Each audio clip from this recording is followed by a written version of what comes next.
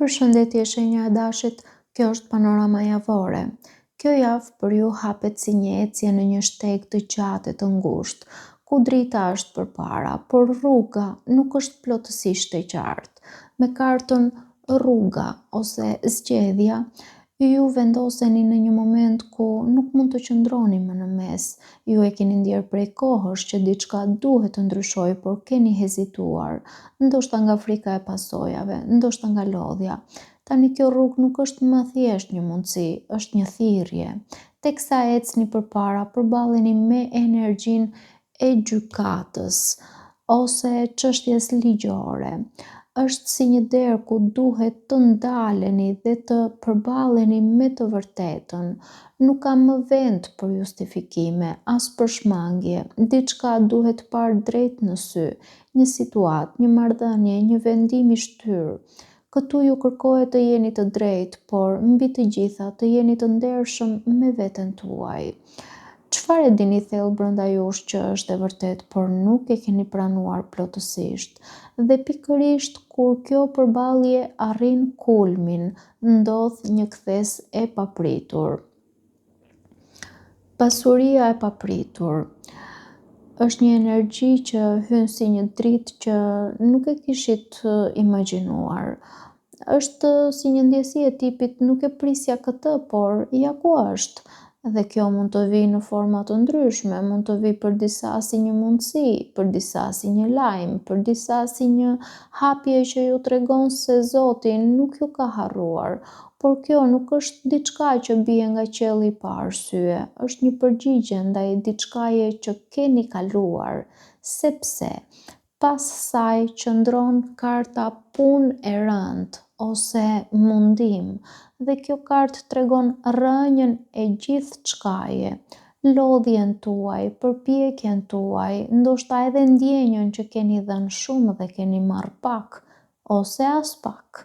Ka një energji këtu që thotë ju jeni sprovuar dhe pikërisht për këtë arsye ajo që vjen tani ka peshë, nuk është sipërfaqësore, është e merituar. Më pas horizonti hapet me horizonte të largëta. Është si të ngrini sytë dhe për herë të parë të shihni më larg se situata ku ndodheni.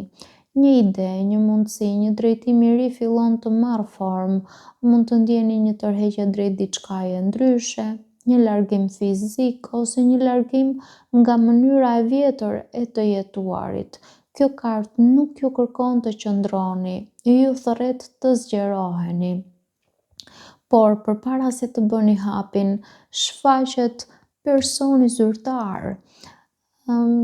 Kjo kartë është një energji që vendos rregull, pra nuk ka më veprime spontane.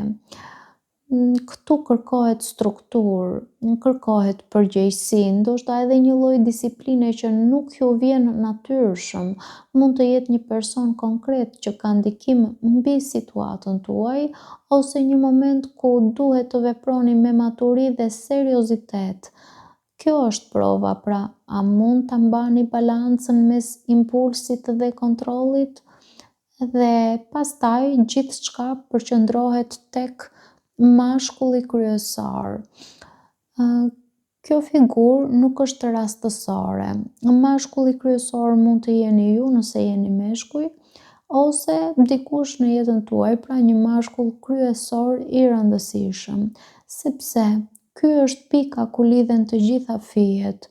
Ky person ose kjo energji brenda jush është ai që duhet të marrë vendimin përfundimtar. Ka një ndjesi përgjegjësie këtu, si një rol që nuk mund të shmanget më. Në fund të kësaj rruge nuk ka më paqartësi, ka një qëndrim të qartë. Dhe mbi të gjitha, si një zë i qetë që qëndron mbi gjithë këtë histori, është karta e Prism Oracle, balanca. Sepse nëse e shikoni me kujdes, çdo hap i kësaj jave ju çon drejt një ekuilibri që e keni humbur. Pra, mes asaj që ndjeni dhe asaj që është e drejtë, mes lodhjes dhe shpërblimit, mes qëndrimit dhe largimit, ju nuk mund të qëndroni më në mes, ju duhet të zgjidhni, por jo nga frika dhe as nga impulsi. Ajo që po vjen drejt jush është e mirë, por nuk mund ta mbani nëse nuk jeni në balancë. Kartat këshillojnë të mos e nxitoni rrugën, por as të mos e shtyni më. Paçim.